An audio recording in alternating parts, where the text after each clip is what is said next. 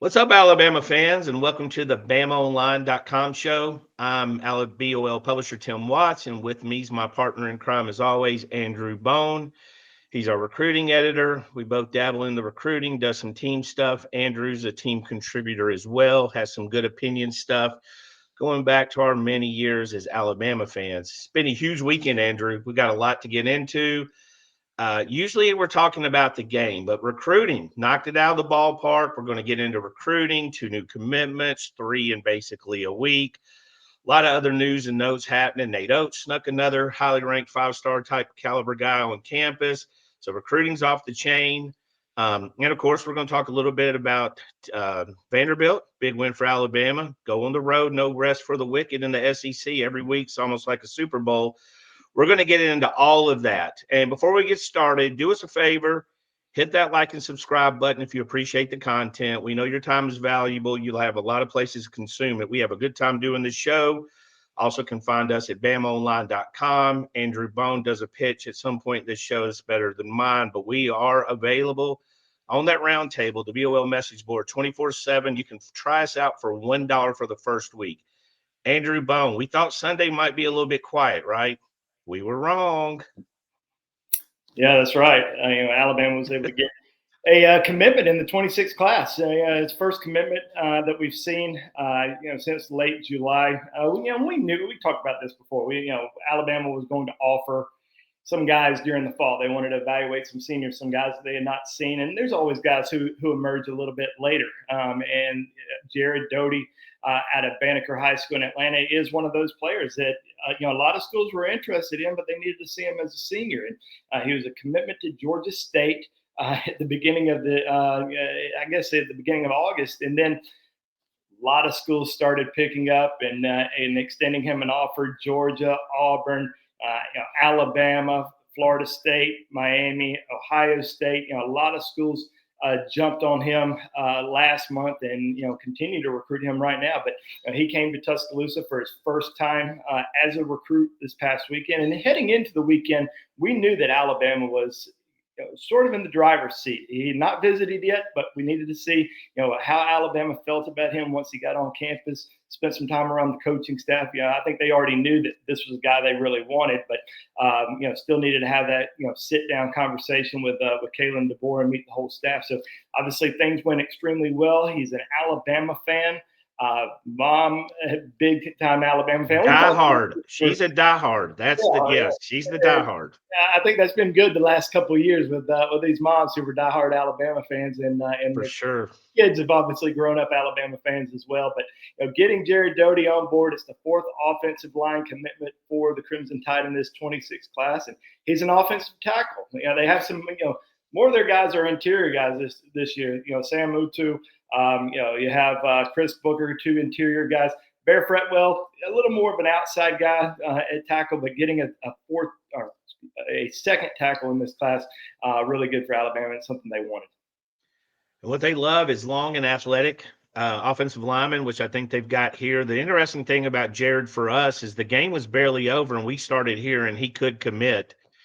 Discussions. In fact, Andrew and I, well past Andrew's bedtime, usually he's got to get up with the kids. We were working on our RPM, our prediction that Jared would end up at Alabama. We had a prediction nugget on BOL close to the witching hour. So it kind of caught up with us quick. Now, like Andrew said, we knew there was some heavy influence there. Courtney Morgan, Coach Cap did a really good job pushing for him.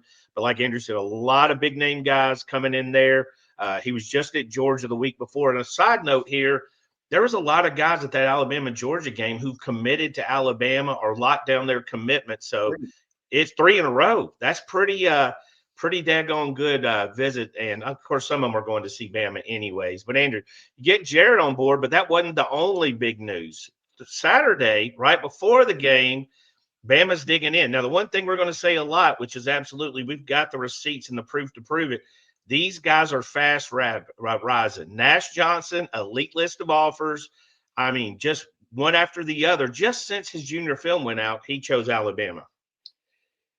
I don't think there's a better team in the country right now than Alabama when it comes to scouting and landing commitments from elite defensive backs. I think Mo Linquist and that staff have done a fantastic job, dating back to when they first arrived in Tuscaloosa last year. They have 2 5-star commitments, another top 100 commitment in the 26th class.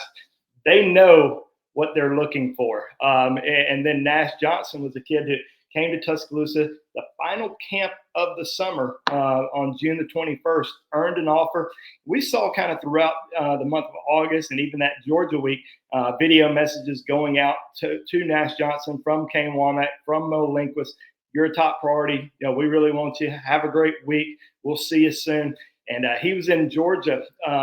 We mentioned for the Alabama game a few weeks ago, and Georgia offered him that weekend. That was a guy that they had really turned the heat up on, and I'm sure they're going to continue. He's got more than a year to go until he signs. But I think Alabama treating him as a top priority from the get-go months ago before any other school really jumped on it. And we've seen that with some other guys the last couple of years. London Simmons. We saw that with even Jordan Edmonds last year. So they were getting on kids pretty early, and I think they've done a good job with evaluations. And Nash is not ranked; he is going to be ranked, and of course, he'll be ranked. Yeah, you know what the story is going to be there: the Bama bump, because he commits to Alabama. But as we know, this is a kid that still a junior in high school, still in his junior season in high school, not in the spring yet. So we're going to see his stock really rise. Could be a top 100 kid when all. And one of the things about ranking the juniors is there's halfway through, quarter way through, or the film is just going out. A lot of growth between sophomore and junior year. A lot of people that are ranked high sophomore year won't be ranked high junior year. So that's a seesaw back and forth. But with Nash, we saw some of the telltale signs. First of all, they offered him in June, I believe. He pinned that offer. Now, all these other offers came in on his Twitter account, but he had Alabama pinned. And like you said, Mo Lindquist throwing love and Kane Womack jumping in, throwing love. You knew they had to feel good about him. But again, a great evaluation, jumped on him quick, paid off with a lot of schools playing catch up. And that's, like you said, this staff does a great job of kicking over rocks and getting after things. So if that wasn't enough news, and a lot of people are like, it's not a big, it's always a big deal when people shut down their recruitment. I don't care what you say, but back to back, 5 o'clock, 6 o'clock, 7 o'clock, almost like dominoes, I'm hesitant to say, but you saw 3 of Alabama's top ranked offensive guys, so they must be loving this offense, shut down their recruitment in a 2 hour and 1 minute window. Yeah, it was a pretty good 8 days for Alabama. You beat Georgia, you get 3 commitments, and then you have 3 of your top guys on your recruiting board that have completely shut down their recruitment. And they were still taking visits. They were still receiving a lot of interest from other schools. And somebody messaged me on Twitter the other day. He said, why are these kids announcing that they're shut down their recruitment? They're already committed. It doesn't make any sense. It makes complete sense to us because of this NIL era, financial era that we are in, and kids are still taking visits. They're still talking to coaches, and it happens throughout the whole year. Alabama's still trying to flip kids right now. So, it happens both ways. But you see, Cedarian Morgan was the first to announce 5-star wide receiver. And that was big because he had been to Colorado 2 weekends prior. He had told me previously that Auburn and Florida were really pushing to get him on campus, and he was considering taking visits to both of those schools. So getting him to completely shut it down, not take any more visits, big. Xavier Kroll, number 2 running back in the country, had visited Georgia 2 weekends ago for the Alabama game, which we talked about it. It wasn't going to be anything that we were too concerned with. I think it was more so, hey, I'm getting free tickets to go to Athens to see my team play. So I don't think there was really any concern. But Georgia, doesn't have a top running back commitment. They missed out on a couple guys, so they were still pushing there. So Kroll shuts things down, and then Jet Tamala, the 4-star quarterback who flipped from Iowa State during the summer. Now, a lot of people look at Jet and say, well, he didn't take any visits anywhere. He didn't have anything scheduled. Well, I talked to Jet on Sunday night. He wouldn't tell me the school. I kind of think I know who it was, but he said, there was another school really pushing behind the scene to get him on campus and trying to flip him. I think it was probably Nebraska, not 100% sure. He kind of indicated that they do have a quarterback commitment. Dylan Raiola's younger brother is a commitment. Pat Mahomes' younger brother is committed. Is he? No, I'm kidding because Dylan acts like Pat. Oh We're yeah, gonna- sorry, a little slow. yeah, But you know, that was a curveball. That's a curveball. so he, you know, and Jets having an unbelievable season. You know, Nebraska career touchdown record holder now in the state, and you know, I think that you know, has started to receive, you know, a lot more attention, and he just wanted it to be known that his recruitment's completely shut down. Now, a lot of people want more kids to announce these graphic, you know, announce that their recruitment shut down with a graphic, and it doesn't happen with every single kid. They're not all going to do that. Jordan Edmonds, for instance, talked to his mom this morning, and she said, you know, he hasn't visited anywhere. Why would he need to post a graphic? He's 100% committed. He went to Georgia last weekend. We had reported that he was going over there on an unofficial visit with Georgia because that was his plan. He decided at the last minute to cancel, bought tickets on his own, and went to the game with his brother and trainer just to cheer on Alabama, so he could wear Alabama gear and not be a guest of Georgia. Yeah. So he's completely shut down, and he doesn't plan on taking any more visits, but also doesn't plan on doing a graphic. So just because everybody doesn't do a graphic doesn't mean they're not solid with their decisions. I've got some thoughts on that, but first, let us read a quick ad for you guys. Brunt workwear ad. They sent us some work boots. They sent me and Andrew the work boots. Show them flashing those booties. They look fantastic. They are not these. This is a good product. They sent them to me. I tried them on. I walked around the house. It's pretty funny. My son put them in the laundry room. My son took them and is now wearing them as his own. He thought they were a present. He said he absolutely loves them. Picky kid in his early 20s. Very picky on that. But here's the thing. Brunt doesn't cut corners. They're built tough enough for any job site, but still insanely comfortable. We can verify. Waterproof, safety toe, pull on, lace up. They'll get whatever you need, and it's all designed by a guy who actually works in the trade. The founder started Brunt because his buddies were sick of big brands selling out and making fashion boots. He built a brand for real workers, and it shows.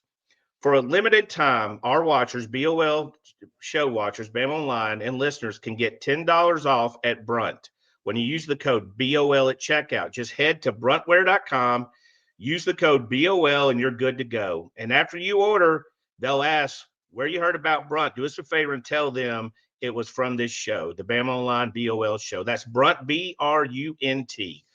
Andrew, sharing some thoughts on what you said. Part of this is a respect to the other schools, in my opinion. I know with Jed, I was talking to some people yesterday. It was just to say, hey, we're done. Stop trying a polite way to say we're done. We're not going to visit. You're right. You know, we've heard a lot of Ohio State was trying to get him to visit as well. So there's a lot of schools. Obviously, the kid, I mean, he's just torching. I watch his game every week. Just like we did Keelan you never see him in the second half. These games he is 5 touchdowns. For those wondering, me and Bone keep saying it, that is the highest classification in Nebraska. That's the best. And I'm not saying it's the best state in the world for high school competition, but they're torching the best. He's just on a loaded team. Going back to Xavier, had a monster game, and we're going to be doing our BamaOnLine commitment performance later in the week, and it's going to be hard to stop a guy who had 350 net yards and was hurdling people. And the thing about it was 350 yards. That wasn't easy yards. They were bottled up. Opponents did a good job. He's reversing the field. He's hurdling people. He's doing all that. But Texas, we were told Texas was at that game. Obviously, many felt he finished second. So getting these guys to lock it down, like you said, Sedarian taking visits to other places, it is important. And it's really important that fans understand how the timeline has changed for the recruits. In the past, they weren't committed in June. They were taking their official visits right now during the season, October, November, December, before they decided. Why would you go a whole year without visiting games? I mean, there's games everybody's like, I mean, Deion Sanders sent me and Andrew tickets and a flight. We're going to hang out in Colorado for the weekend with prime time. I mean, come on. There's a lot of stuff happening for these kids. But Andrew, you talked about Mo Lindquist. He had a big time 2027 here. We saw that picture that we put out. He had the 3 commitments, Edmonds, Zion Gibson, who had a monster game. We'll talk about that Friday. But he also had John Meredith, who's a top 5 national 2027 guy. Overall, not cornerback, but nationally in that picture with 3 commitments. So Coach Mo's got us tight. He does a really good job of getting involved. Yeah, I mean, you look at the job that he's done the last two cycles. I mean, that's just, it's elite recruiting, especially the defensive back position. When I remember when Coach Saban first retired, and then T-Rob left, and so many people were concerned about defensive Blank check, back. Yeah, blank check. go get T-Rob back, and I think everybody's just, and Mo's now had some really big wins against T-Rob in that regard, and Kirby Smart as well. So you have to be impressed with the job that they've done. Might be, still looking around this cycle to see who might be. They got one kid, Kamari Bing, who just decommitted from Maryland, coming in for an official at the safety position. But as far as this past weekend, John Meredith, the best defensive back prospect in the 27 class on campus. Now they already have Nash Johnson committed, so they're probably looking to sign at least one more in that 27 class. But he's going to be a top guy for them. This was his second time back to campus. Seemed to have a great time. Posted a lot of photos from his visit. We hadn't had an opportunity to catch up with him yet, but he had a lot of positive things that he posted on social about his overall trip. Had a chance to take a photo with Coach Saban at least. We saw a lot of those photos with Coach Saban down on the field. Not everybody got a chance to see him, but John Meredith did. Then he had some good one-on-one with Coach DeBoer as well. So that's certainly going to be a top guy for them moving forward. And good to get him back on campus for the second time. And still over a year away before he signs. Yeah, and how good was it to see Nick Saban? I mean, he was energized. Did you see him pregame, pre-show? He was fired up, and you had a good tweet. Theo Vaughn, I know a lot of people were critical of I think Theo Vaughn overall is a good guy as far as enjoying life. He was so complimentary. He's funny, obviously, but he's so complimentary. Desmond Howard said the same thing. Nick Saban was fired up, leading some cheers, and then photos on the ground with so many recruits. And I mean, you got to think again, why do you take visits? That's the reason you take visits. You get to see Nick Saban, you get Deion Sanders, you get to see all these famous people on the sideline. But it was awesome seeing Coach Saban there and being such an active guy in that. So we had all that news. And still plenty of more guys that were coming in on visits. We're still catching up with them. The one thing we got to continuously give the credit for Courtney Morgan does a tremendous job of leading the recruiting there. Every staff member, guys behind the scene, and I won't remember all of them, guys and gals behind the scenes do a great job. Aaron Hodges, we hear his name a lot. We've always heard Ashley Kimball through the years. But we've always said this staff knows how to host a party. They know how to host a visitor. We hear nothing but good reviews game in and game out. Yeah, I mean, it starts, really from junior days to spring visits to officials, and then carry on into the season. And now, when you kind of get into the season, you have a lot of your guys already on, the commitment board. So, those guys are pretty much just having like a family reunion when they come back to campus. So the fall is typically more for the next class, the junior class, where you're, getting those guys on campus because they're going to be committed by the time next season rolls around. So you get those guys to see a game day atmosphere in Tuscaloosa, what it's like. And, you kind of hope to build those relationships early, get them back on campus for, junior days and moving forward. But, there was one other senior that was on campus this past weekend that received an offer in the last month, and that was Franklin Whitley, a 6'7", 270-pound defensive lineman from Greenville, South Carolina. That's a new name that we've started to talk about, and we had a story last week about how they're really starting to push forward on some defensive line targets. They have 4. They'd like to get at least one more, maybe even 2. But Whitley was a guy that has really emerged this season, recently received offers from Clemson, South Carolina, has a few others, but has scheduled an official visit to Alabama for November the 15th, that Oklahoma weekend, which will be a big one. So he'll be coming back in a few weeks, or next month, excuse me. But yeah, I mean, like I said, a lot of these guys, junior targets that they're really going to start, digging in on and building those early connections with, just like we saw last year when guys were coming to campus like Jordan Edmonds and Nolan Wilson and so many others, that end up committing to Alabama back in June. Yeah, before we go to the team stuff, and it's a great weekend for Alabama and throughout the nation, we got to give Nate Oats some props. He's Brought in Caden Samuels, another top 20 guy. I mean, you look at, I'm pulling up his list right now. I mean, you're talking number 20, number 2, number 40, 59, 28, 4, 5, 21, 36, 41st, and 52nd ranked. Those are the rankings of the prospects he's brought in for official visits. Pretty good. Just not bad. And I feel like him and Preston Murphy do an absolutely great job. Obviously, the biggest news of the weekend. This was happening so much in the middle of the Vandy game, which we're pretty excited about seeing, which we've never really been able to say in our lifetime, right? We're like, yeah, we're playing Vandy. Well, you have the Nash Johnson commitment at 1, and then our guy Joe Tipton drops that Caleb Holt, number 4 player in the country from the state of Alabama, cuts Auburn, drops him from his official visit list. So much news, but props to Preston Murphy and Nate Oats. I don't think there's any chance they don't have a pretty elite class. They got 2 top 50 type guys already committed. And like I said, you heard that list of guys they've got bringing in. It's several 5 stars, and of course they won't get them all. But they are Nate Oats. You know, what they say on the board, we see that on the BOL roundtable a lot. Nate Oats we can't afford him. Bama can't afford him. Nate Oats is going to take his shot. He is that guy in high school you went out with. He's gonna go for his. So before we move on to team, I've got one last ad I would like to read for you guys, and thanks for bearing with us. Game Time app. Me and Andrew have talked about this. People are always wanting tickets from us. We don't have tickets handy. One of the best things to do, we have to buy our tickets this way sometimes as well. Game Time app is an app. You can pull it up. College football tickets are starting at $25. The features are the 2 of the best features I like is that you can see your view from the seat, which is huge. And also all the fees are up front, which has been, I think that's been a pain in the butt in the past. You got a $100 ticket and you get to check out. It's $172, $138.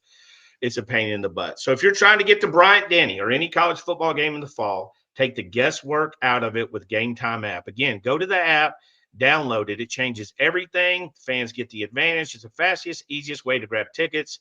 A couple of taps and you're in.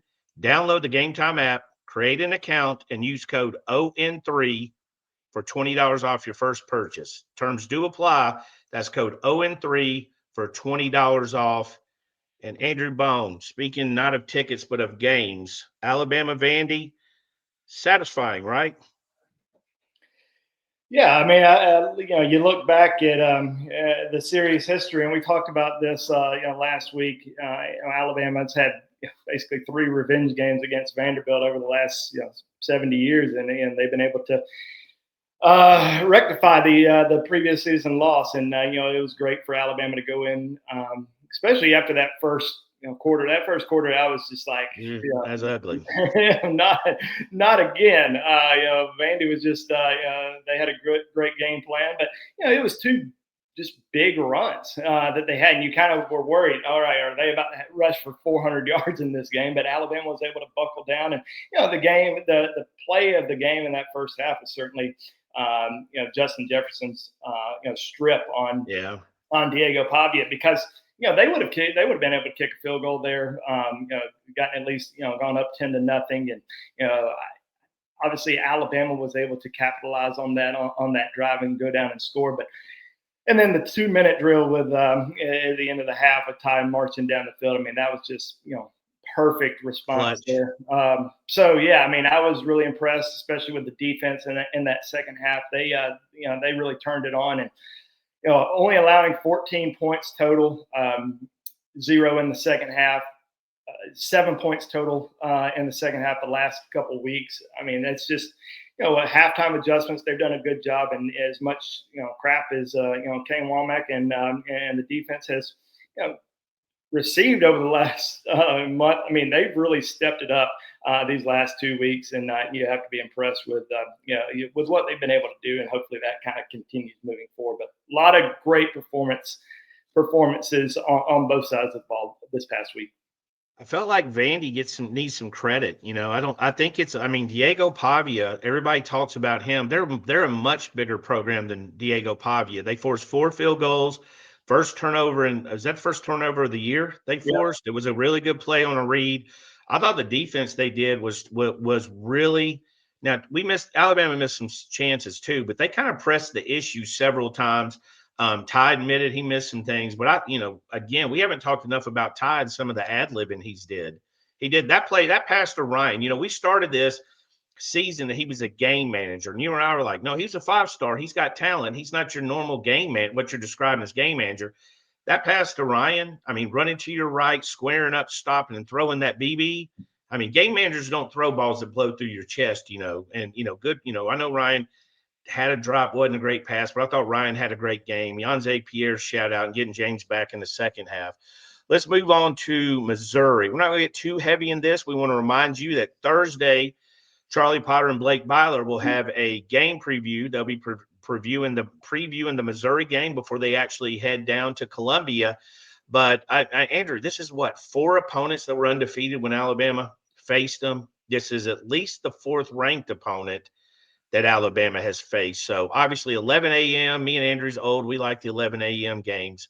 But a lot of this is fun. I'm posting the roundtable this morning. I got a love-hate relationship with this schedule.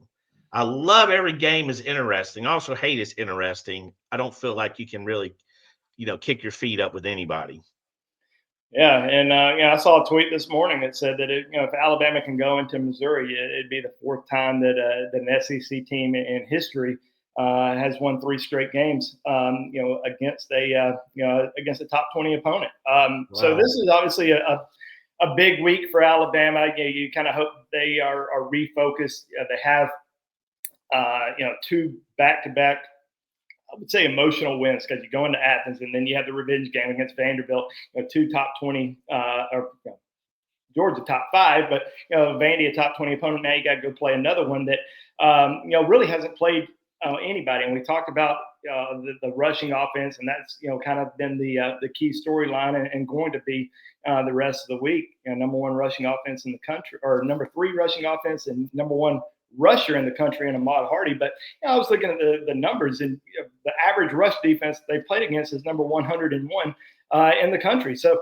they haven't really played a lot of great rush defenses. Not saying that Alabama is elite, but Alabama also has only allowed 1 100-yard rusher this entire season. So it's going to be interesting to kind of see how Alabama is going to be able to play. I think having those morning practices all year, maybe that 11 a.m. Practices, or maybe that 11 a.m. game is a good thing for Alabama. So we shall see. But yeah, I'm excited to watch it.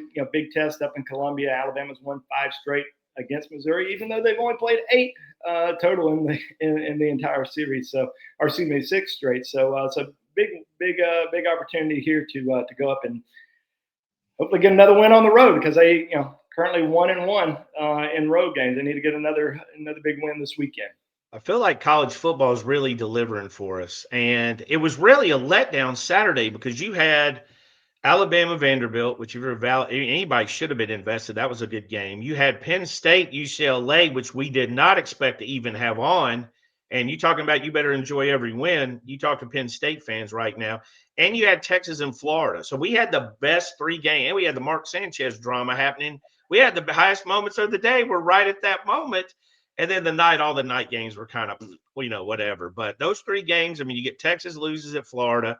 You and I have discussed it before. I would not want Florida on my schedule. Now I don't mind it, because they beat somebody. But you knew they had the potential. Lagway's got that potential. They got a good defense. And then we look at this week. How excited are you for this week's slate? You're going to wake up to Bama.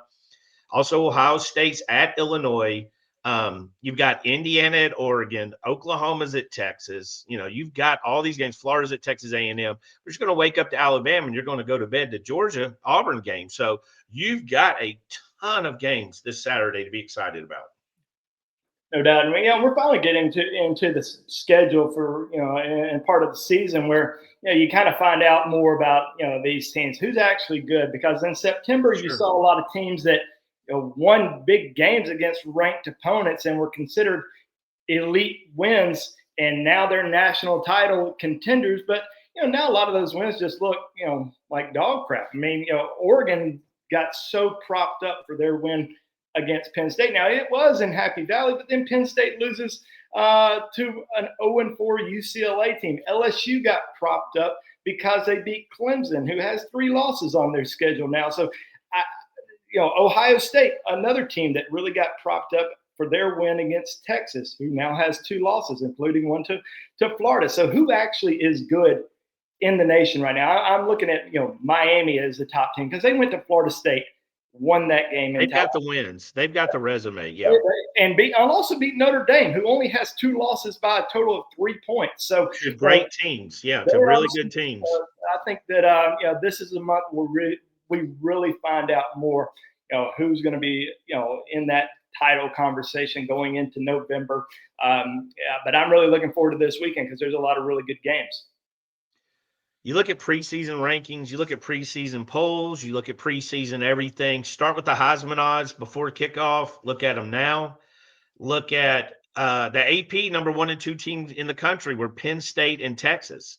I mean, they are out of the top 25. I mean, that's how little we really know going into a season, trying to figure everything out, the hype train and everything else. But hey, what's crazy, Tim, is looking at so we're talking about Oregon and Indiana being top 10 matchup this weekend. Yeah. Both are undefeated. This is the last time either one of those schools play a ranked opponent the rest of the season. It's insane. And then Alabama is just warming up. Georgia, I was over here moping like Alabama's got the toughest schedule in the nation. Then my Georgia buddy said, look at this. They've got a monster schedule. So it's not really easy. If you don't know the SEC, you think, oh, Bama's going to South Carolina. It's not a big deal. They're 2-2. No, it's a big deal. No, been there before. Ole Miss is another team that has they have a tough schedule coming up over the next month. So there's some SEC teams that, if they can kind of get through this gauntlet, then you really kind of say, hey, they are title contenders. But, looking at the top 10 right now, you really got to kind of see, how these teams are going to perform, really over the next 3 or 4 weeks. And we've been saying that after Alabama lost to FSU, every single game has to be the Super Bowl. They have to give, there's teams that can beat you even if you're playing your Super Bowl. That's just the SEC, but there's a long way to go. And I don't care what anybody says. I think this schedule catches value. If you're losing to ranked teams and teams on the road, for Georgia, for anybody, Ole Miss, anybody with that schedule, I think it adds value because you look at other conferences. What would some of these teams do in the ACC? What would some of them do? And it's not that Clemson can't beat you or FSU can't beat you or Miami can't beat you, but nobody plays all 3 of them really. I think maybe Florida does. I'm just kidding, but nobody really plays all 3 of those. And then you sprinkle in schools that are spending all their rev share on basically basketball. So totally different. And Miami, they do have some great wins. Don't get me wrong, but they don't really play anybody the rest of the year. There's a lot of teams that just don't play really any great. I will say I give props to Miami for going out and playing those games that matter. They played Notre Dame. They played at FSU. After that, you can't. But that's why you look at the future of Alabama and you're looking at, let's add a 9th team. Well, how many teams would you look at right now and say that's an easy W? Kentucky, maybe? Is it Kentucky? You're talking about next year? Yeah, I'm just saying that in the SEC, when you look at a team, Kentucky's really struggling, but most of these teams, even at the Auburn, you're telling me Auburn isn't dangerous and Jordan Hare? Yeah, I grew up. Mississippi State. They have improved. They were very competitive. They got beat pretty good at A&M. That's a close game though. That was a close game for a while. Yeah, Tennessee really kind of pulled, or A&M pulled away at the end. Aggies. But Tennessee went to overtime with Mississippi State. Just a few weeks ago. Yeah. There's there's some really good teams in the SEC, and I think anybody can lose on any given weekend. So were you going to add a 9th game, and then Bama's playing like Ohio State, Notre Dame? You have to wonder what's going to happen. I love the thought of going to those places and those places coming here. I love the thought of it, but when you're playing 9 SEC games, I just don't know.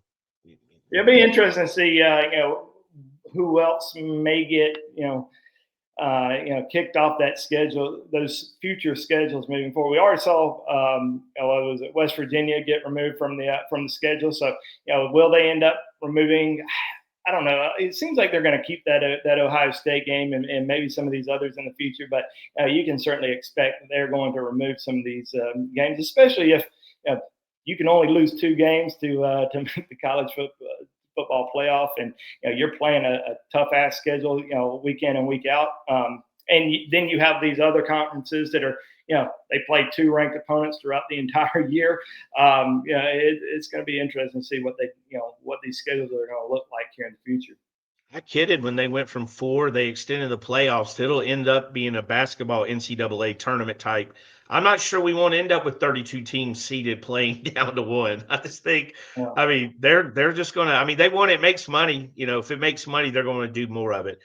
Well, Alabama fans, we appreciate y'all for tuning in as always. We appreciate your time. Give us a like and thumbs up. Andrew's going to tell you where to find us. If you, throw him that thumb. I mean, look, we're trying to get money to fix his thumb. We need you. No, this was fixed. I got it made like this. That's fixed. That's what they did. Oh, okay. That was it was normal. It looked like this at one point. Yeah, and hey, let's go. Well, hey, let's go add this and make this bend a little. But you know where to find us. I appreciate you, Andrew. Appreciate you, Charlie Potter, Blake Byler. Appreciate everybody. Andrew, tell them where to find us and when they can find us. Hey, you don't have to just watch the show once a week with Tim and I. You can come talk to us every single day on the BOL Roundtable. That's our premium message board on BamaOnLine.com. So come check us out, hang out with us, read our content, but come converse with us every single day, and we'll see you over there at BOL. And thank you for watching this week. Y'all have a good week and roll Tide.